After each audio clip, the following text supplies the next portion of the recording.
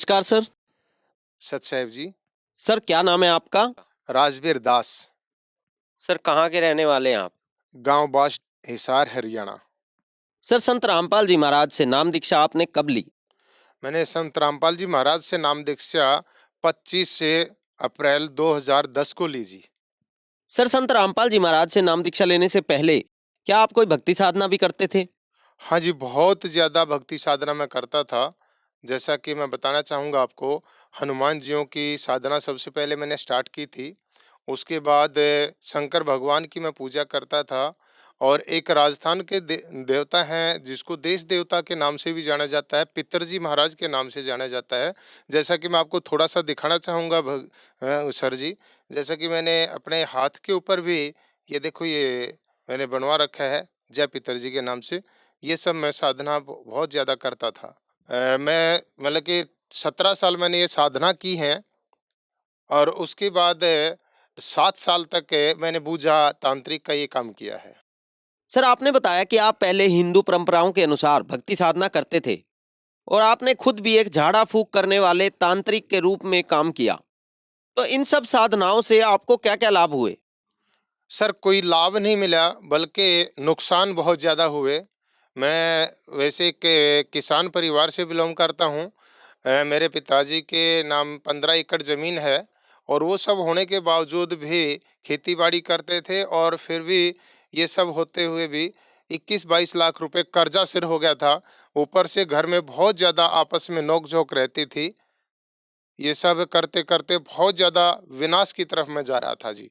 नशा-पता मैं वैसे कोई करता नहीं था, लेकिन ये जो सिस्टम था, ये मेरे को कुछ समझ में नहीं आ रहा था कि मैं करूँ तो क्या करूँ?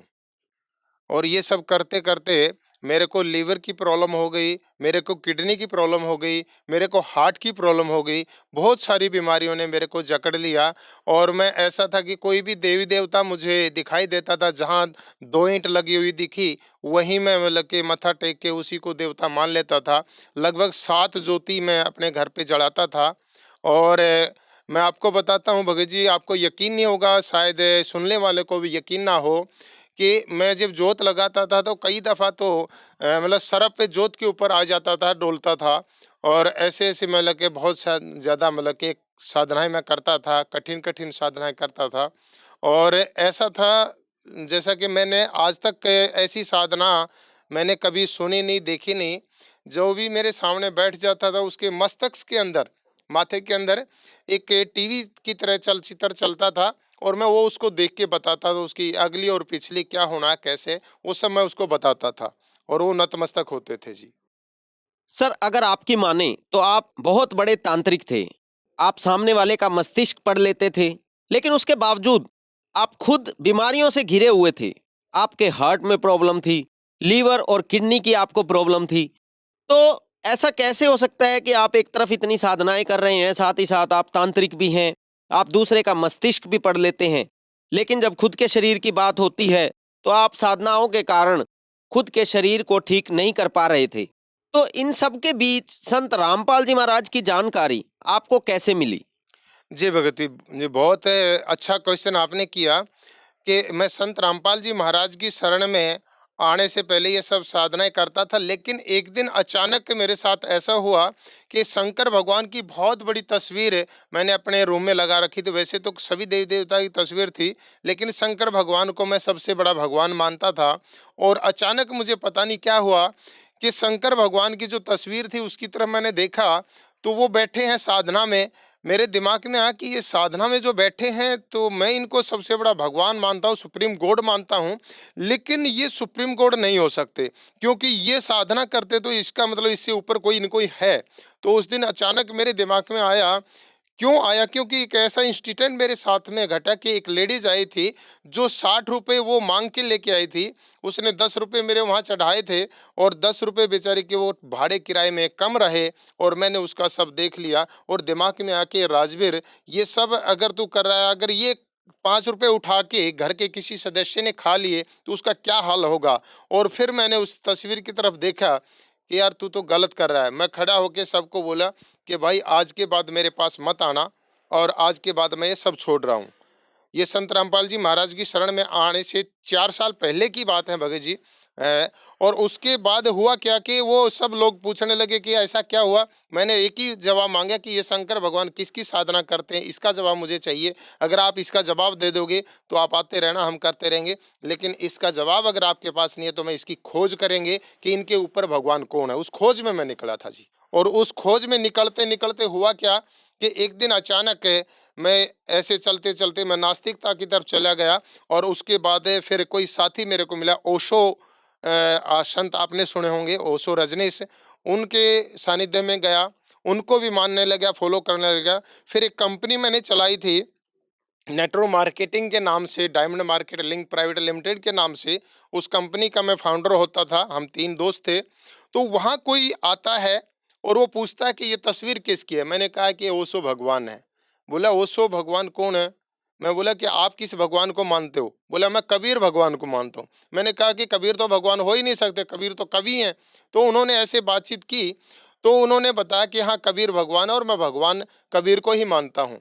तो मैं कबीर तो अभी नहीं है, इनके उसमें कौन होंगे? बोला संत रामपाल जी महाराज। माँ वो जेल में है वो? बोला कि हाँ। तो मेरे एक अचानक एक झटका लगा कि जेल में हैं। बोला कि जेल में अभी नहीं है, वो आ चुके हैं। 2006 का जो कांड हुआ था उसमें जेल में गए थे संत रामपाल जी महाराज, तो वो आ चुके थे। तो मैंने किसी को जबान दी थी कि भाई अगर तेरे संत रामपाल जी महाराज सच्चे होंगे तो जेल से बाहर आएंगे और मैं भी उनकी शरण में जाऊंगा। तो मेरे को वो बात याद आई, तो मेरे को एकदम अचानक झटका लगा कि हाँ चलो, विचार आया। तो विचार चलते चलते काफ़ी समय हुआ, मेरी कंपनी में काफ़ी घाटा लग गया था। उस घाटे के कारण मेरे पास 4 गाड़ी थी, चारों में से सभी बिक गई थी, कर्जा बहुत ज़्यादा हो गया था, एक गाड़ी बची थी। वो जो भगत आया था संत रामपाल जी महाराज का शिष्य, अनिल नाम बोल के है, काफ़ी पुराने भगत थे वो। और मैंने उनको बोला था कि मेरी ये गाड़ी बिकवा दो। और उन्होंने कॉल किया मेरे पास कि भाई गाड़ी लेके आप बरवाड़ा आ जाओ। दौलतपुर रोड पे आश्रम था संत रामपाल जी महाराज का। तो मैं वहाँ गया, तो वहाँ देखा कि ये तो संत रामपाल जी महाराज का आश्रम है। बोला हाँ। तो उस टाइम पे गुरुजी श्रीमद् भगवद गीता में उंगली टेक रख रख के बता रहे थे ज्ञान को। मैंने हिंदू परंपरा के आधार पे, वैसे तो मैं पंडित नहीं हूँ, लेकिन पंडित के लगभग सारे काम टोटके मैं सब कुछ करता था। श्रीमद् भगवद गीता मेरे घर पे होती थी भगत जी, और वो भी मैं मतलब के पढ़ता था। लेकिन जो संत रामपाल जी महाराज ने जो गीता के बारे में ज्ञान बताया, ज्ञान दिया, वो ज्ञान और जो मैं पढ़ता था उसमें बहुत ज़्यादा मैंने मतलब कि समझ मिली। और वो ज्ञान बहुत अलग मेरे को दिखाई दिया कि आज तक मेरे को समझ में नहीं आया। मैंने भी गीता पढ़ी है, लेकिन ये तो संत रामपाल जी महाराज बहुत अलग बता रहे हैं, और ये वाकई में निर्मल ज्ञान है। मेरी आंखों से भगत जी अश्रुधारा बहने लगे। मैं 2 दोस्त हम थे।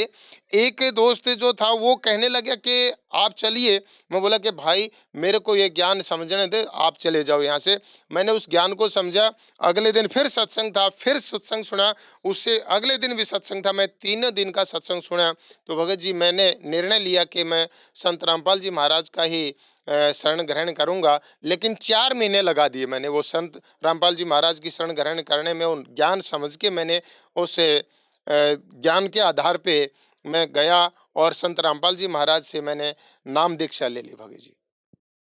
सर, आपने बताया कि संत रामपाल जी महाराज से नाम दीक्षा लेने से पहले आपने ये खोज करने की कोशिश की कि शंकर भगवान से ऊपर जो भगवान है, जिसकी शंकर भगवान साधना कर रहे हैं, आप उसका पता करेंगे। और उसके अलावा आपने ये खोज करने की भी कोशिश की कि एक्चुअल में पूर्ण परमात्मा कौन है। इसी बीच संत रामपाल जी महाराज जी का शिष्य आपको आकर बताता है कि पूर्ण भगवान कबीर जी हैं। उसके बाद आप एक खोज करते हैं और आप खोज करने के बाद ये पाते हैं कि सच में कबीर जी ही भगवान हैं, और आप संत रामपाल जी महाराज को पूर्ण संत मानकर उनसे नाम दीक्षा ग्रहण कर लेते हैं। लेकिन जैसे कि संत रामपाल जी महाराज से नाम दीक्षा लेने से पहले आपको काफ़ी शारीरिक प्रॉब्लम्स थी, और आपने एक कंपनी बनाई थी जिसमें आपको काफ़ी घाटा भी हुआ था। उसकी 4 गाड़ियां भी बिक गई थी। तो हम आपसे ये जानना चाहते हैं, जैसे कि हम संत रामपाल जी महाराज के लाखों श्रद्धालुओं से मिलते हैं और उनसे सुनते हैं कि संत रामपाल जी से जुड़ने के बाद उनको आर्थिक, शारीरिक, मानसिक हर तरह से अनेकों लाभ प्राप्त होते हैं। तो क्या इस तरह के एक्सपीरियंस आपकी लाइफ में भी हुए? क्या संत रामपाल जी से नाम दीक्षा लेने के बाद आपको भी कोई फायदे संत रामपाल जी की नाम दीक्षा से हुए?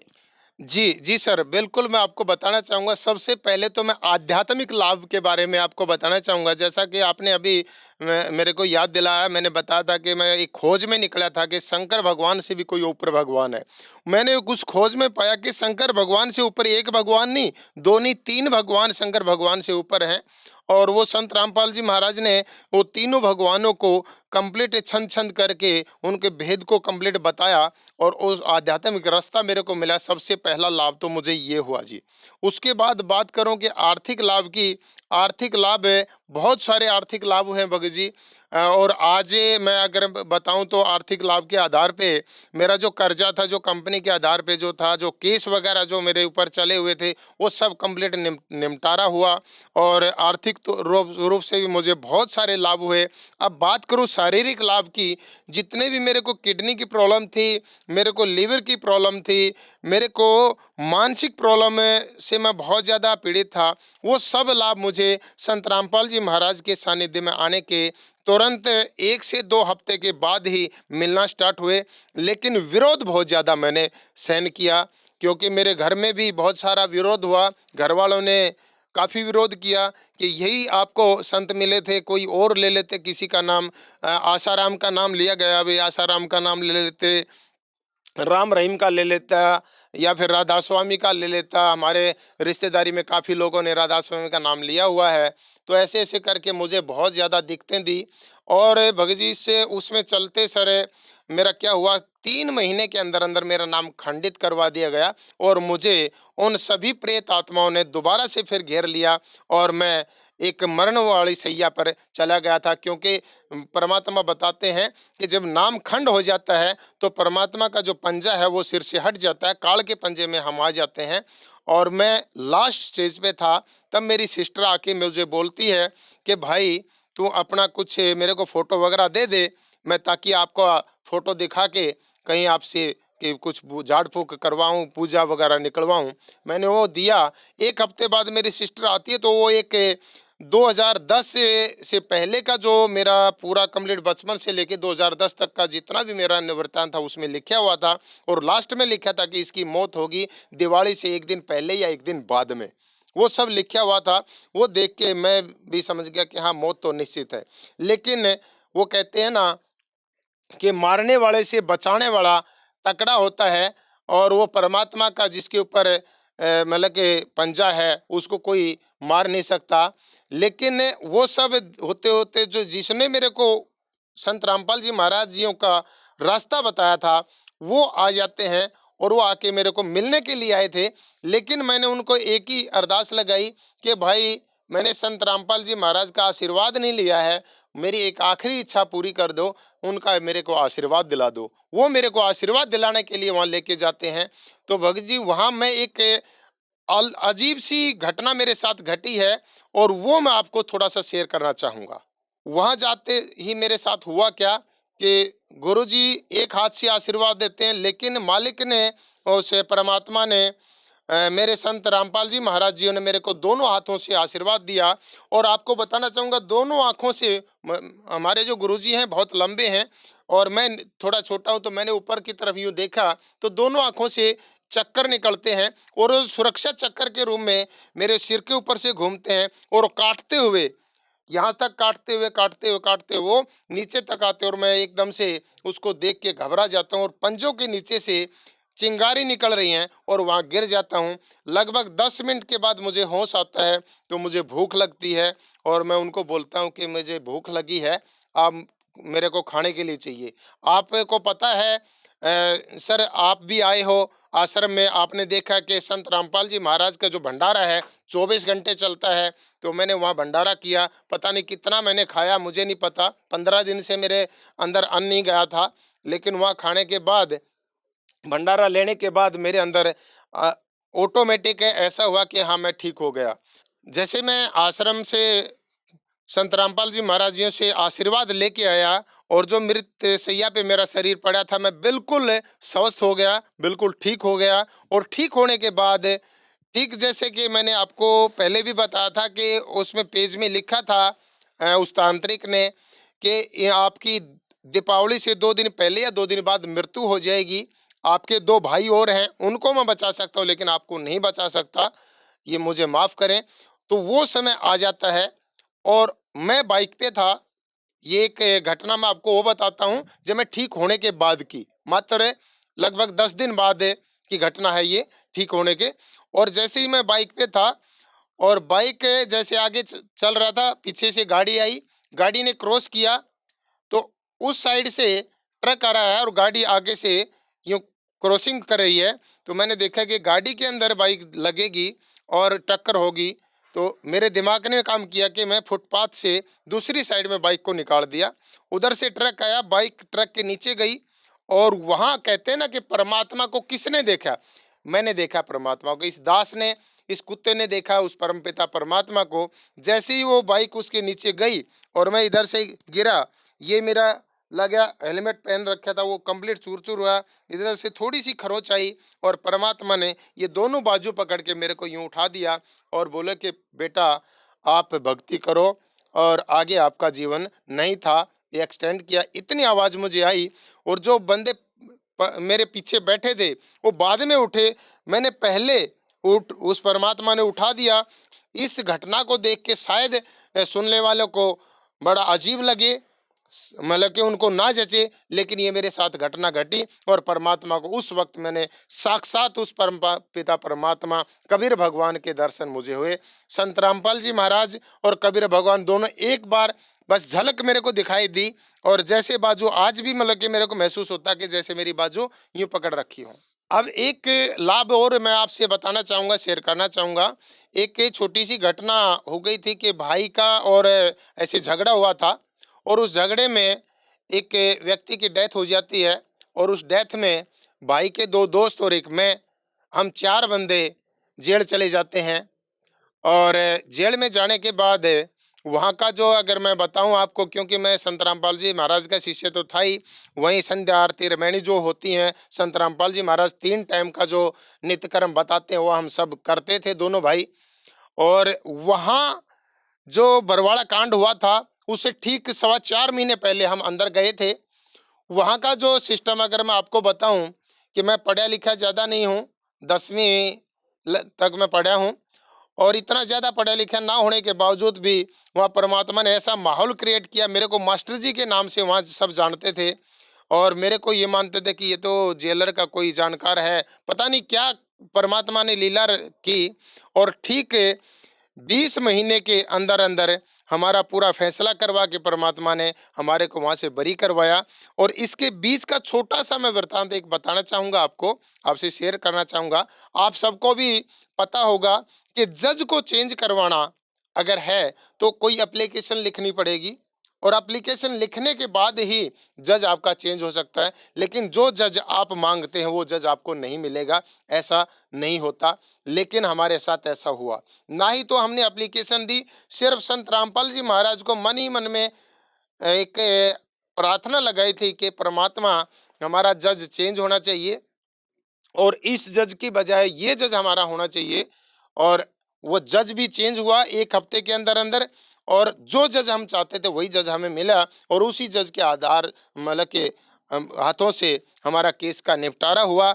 हमारे जो मतलब कि खेत में जो फसल नहीं होती थी वो फसल अच्छी होने लगी और जो कर्जा था वो धीरे धीरे उतरने लगा। और एक बार की छोटी सी घटना मैं आपसे शेयर करना चाहूँगा। मैं मतलब कि पैसे के लिए बड़ा मतलब कि परेशान था कि मेरे मुझे 10-12 हज़ार रुपये कहीं न कहीं से मिल जाए, अरेंज हो जाएँ, लेकिन हो नहीं रहे थे। अचानक अगले दिन मेरे पास फ़ोन आता है डाकघर से, बोला जी आपकी एक रजिस्ट्री आई है। मैं किस चीज़ की रजिस्ट्री है? बोला एक बार आ जाओ। मैं गया तो देखे कि 12.5, मुझे 11,000 रुपये की ज़रूरत थी। बोला 12,500 रुपये आपके अकाउंट में आएँगे, ये चेक आपके नाम से आया। वो पता नहीं किसने कब इंश्योरेंस करवाया था, मुझे तो ध्यान भी नहीं। उस इंश्योरेंस का पैसा ना भरने के कारण वो 12,500 रुपये भरे थे, किसने भरे थे मुझे तो वो भी ध्यान नहीं, मैंने भरे भी नहीं। वो 12,500 रुपये का चेक मेरे पास आया और मैंने अकाउंट में लगाया। मैं सोच रहा था कि चेक झूठा होगा या किसी ने वैसे फ्रॉड किया होगा। मैंने लगाया तो तीसरे दिन मेरे अकाउंट में पैसा आ गया। ये मतलब कि एक घटना मेरे साथ में ऐसी घटी आर्थिक लाभ के बारे में अगर मैं बताऊँ तो। सर आपने बताया कि संत रामपाल जी से नाम दीक्षा लेने के बाद आपको अनेकों लाभ हुए। आपके जीवन में परिवर्तन हो गया, ड्रास्टिक चेंज हुआ। आपका जो शरीर था वो बिल्कुल ठीक हो गया। आपको आर्थिक लाभ भी हुए। संत रामपाल जी महाराज ने आपको साक्षात दर्शन दिए, जो कि काफ़ी इंटरेस्टिंग बात है, और जीवन दान दिया। तो इतनी सारी घटनाएं होने के बाद जो श्रद्धालु आज आपको सुन रहे हैं, देख रहे हैं, आप उन्हें क्या संदेश देना चाहेंगे? सर, मैं उनको संदेश तो क्या दे सकता हूँ, मैं उनसे हाथ जोड़ के प्रार्थना करना चाहूँगा, कि उनसे रिक्वेस्ट करना चाहूँगा कि एक बार, प्लीज़ एक बार संत रामपाल जी महाराज के ज्ञान को समझें, और ज्ञान समझने के बाद आप खुद ब खुद निर्णय करें कि हमने संत रामपाल जी महाराज का मतलब कि शरण ग्रहण करनी चाहिए या नहीं करनी चाहिए। ज्ञान समझने के लिए मैं आपको बताना चाहूँगा कि हमारी एक पुस्तक है ज्ञान गंगा। ज़्यादा नहीं कहूँगा, वैसे तो पचासों पुस्तक हैं हमारी, लेकिन एक ज्ञान गंगा पुस्तक कम से कम उसको जरूर पढ़िए, और एक बार नहीं, 2 बार नहीं, 3 बार उसको पढ़िए। क्यों? क्योंकि एक बार में आपको क्लियरिटी नहीं होगी, 2 बार में थोड़ा क्लियर होगा, तीसरी बार में कंप्लीट क्लियर होगा, और आप निर्णय कर पाएंगे कि हाँ, वाकई में असली जो ज्ञान है वो कौन सा है। और उसके बाद आप संत रामपाल जी महाराज के ज्ञान को समझ के उनकी शरण ग्रहण करिए और अपना लाभ उठाइए। आर्थिक लाभ भी मिलेंगे, शारीरिक लाभ भी मिलेंगे, और जीवन मरण का जो लाभ है वो तो आपको खुद ब खुद पता चल ही जाएगा, आप ज्ञान गंगा जब पढ़ेंगे तब। सर, संत रामपाल जी महाराज की शरण कैसे ग्रहण कर सकते हैं? सर, संत रामपाल जी महाराज के विभिन्न चैनलों पर, 10-12 चैनलों पर आज सत्संग चलते हैं, और सत्संग के दौरान नीचे पट्टी चलती है, उस पट्टी पे नंबर आते हैं, नंबर फ्लैश होते हैं। उन नंबर पे आप कॉल करके नज़दीकी सेंटर का पता आप कर सकते हैं, और वहाँ से पता करके आप नाम दीक्षा ले सकते हैं और अपना जीवन का कल्याण करवा सकते हैं। धन्यवाद सर। सत साहिब जी।